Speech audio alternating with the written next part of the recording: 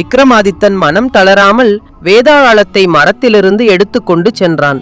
அப்போது வேதாளம் சொன்னது, வெற்றியை குறிக்கோளாக கொண்ட மன்னவனே, இன்னொரு கதையை கேள்.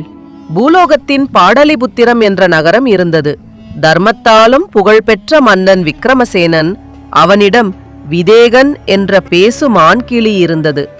அது அறிவில் சிறந்தது, சாஸ்திரங்கள் அனைத்தையும் அறிந்தது.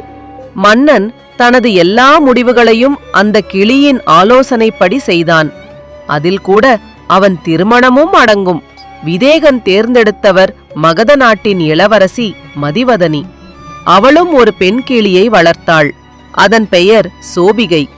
அதுவும் பேசும் அறிவுக்கிளி.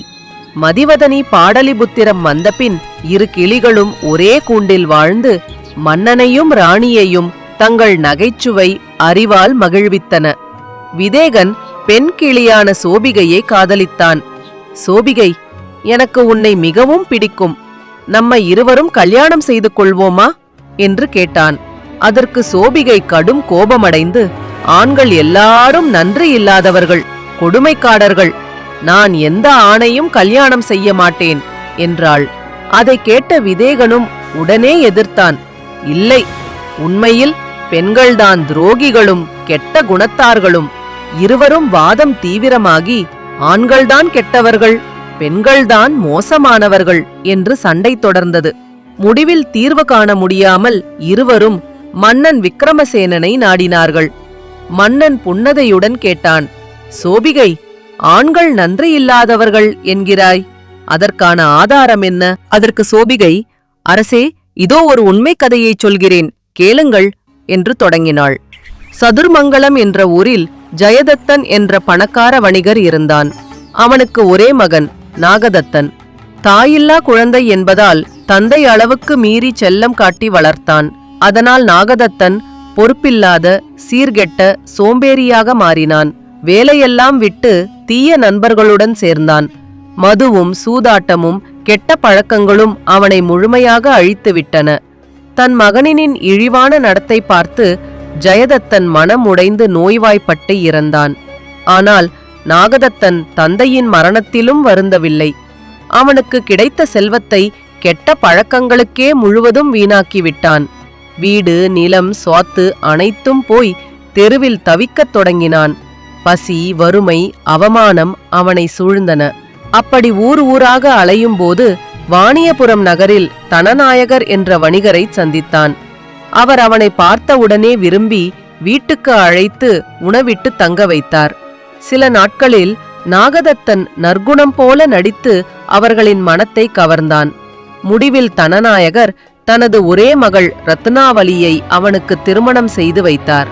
பெரும் செல்வமும் அன்பான மனைவியும் மாமனாரின் மரியாதையும் எல்லாம் கிடைத்தது நாகதத்தனுக்கு.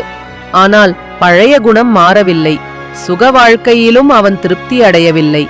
ஒரு நாள் மாமனாரிடம், என் ஊருக்கு போய் உறவினர்களை சந்தித்து வரவேண்டும் என்று பொய்யாக கூறினான். ரத்னாவளியையும் என்னுடன் அனுப்புங்கள் என்றான். மகளை பிரிவதில் மனம் வருந்தினாலும் தனநாயகர் சம்மதித்து ரத்னாவளியையும் ஒரு வேலைக்கார கிழவியையும் அவனுடன் அனுப்பினார். பயணத்துக்காக சிறிது பொன்னும் நகைகளும் கொடுத்தார். மாலை நேரம் காட்டுப்பகுதியில் வந்தபோது நாகதத்தன் சொன்னான், இருட்டாகிவிட்டது ரத்னா, திருடர்கள் இருக்கலாம், நகைகளை என்னிடம் கொடு, பாதுகாப்பாக வைப்பேன் என்றான். ரத்னாவளியும் நம்பிக்கையுடன் அனைத்தையும் அவனிடம் கொடுத்தாள். ஆனால் அவனது மனதில் ஓர் கொடிய திட்டம் ஏற்கனவே இருந்தது. மனைவியை கொன்று அவளது நகைகளுடன் தப்பி ஓடுவது. அந்த இரவு மலைப்பாங்கான இடத்தில் அவன் தனது திட்டத்தை நிறைவேற்றினான். ரத்னாவளியையும் கிழவியையும் பிடித்து பள்ளத்தில் தள்ளிவிட்டான். கிழவி பாறையில் மோதி உயிரிழந்தாள். ஆனால் ரத்னாவளி கிழவி மேல் விழுந்ததால் உயிர் தப்பினாள். அதிர்ச்சியில் இரவு முழுவதும் அழுதாள். காலை எழுந்து செடிகளை பிடித்து மேலேறி நெஞ்சு நொந்த மனதுடன் ஊரை அடைந்தாள். மகளின் பரிதாப நிலையைக் கண்டு தனநாயகர் அதிர்ந்தார். என்னம்மா, உன் கணவர் எங்கே என்று கேட்டார். மனைவி ரத்னாவளி கணவனின் துரோகத்தை மறைத்து, காட்டில் கொள்ளையர்கள் எங்களை தாக்கி கணவரை கட்டி எடுத்துச் சென்றார்கள் என்று பொய் கூறினாள். தந்தை தாயார் கவலையுடன் அவளை ஆறுதல் கூறினர். ஆனால் அவள் தினமும் மனம் உடைந்து என் கணவர் ஒரு நாள் திரும்பி வருவாரோ என்று காத்திருந்தாள். அந்த வேளையில் நாகதத்தன் திருடிய செல்வத்தை வீணாக்கி மீண்டும் மாமனாரிடம் செல்வம் கேட்க வந்தான். அதிர்ச்சியாக அவனை உயிருடன் பார்த்த ரத்னாவளி எதையும் வெளிப்படுத்தாமல் தன் பொய்யை நினைவூட்டிச் சமாதானப்படுத்தினாள். மாமனாரும் மாமியாரும் மகிழ்ச்சி அடைந்து மாப்பிள்ளையின் வரவை கொண்டாடினர். இருவரும் மீண்டும் வாழத் தொடங்கினர். ஆனால் தீய பழக்கங்களில் மூழ்கிய நாகதத்தன் மீண்டும் துரோகம் செய்தான். ஒரு இரவு மனைவியை தன் கைகளால் கொன்று அவளது நகைகளுடன் ஓடிப்போனான். சோபிகை கிளி சொன்னது, மகாராஜா, பசி பட்டினியிலிருந்த நாகதத்தனை காப்பாற்றி தன் மகளையே மனைவியாக அளித்த தனநாயகரிடம் நன்றி இல்லாமல் அந்த உத்தம மனைவியையே கொன்று.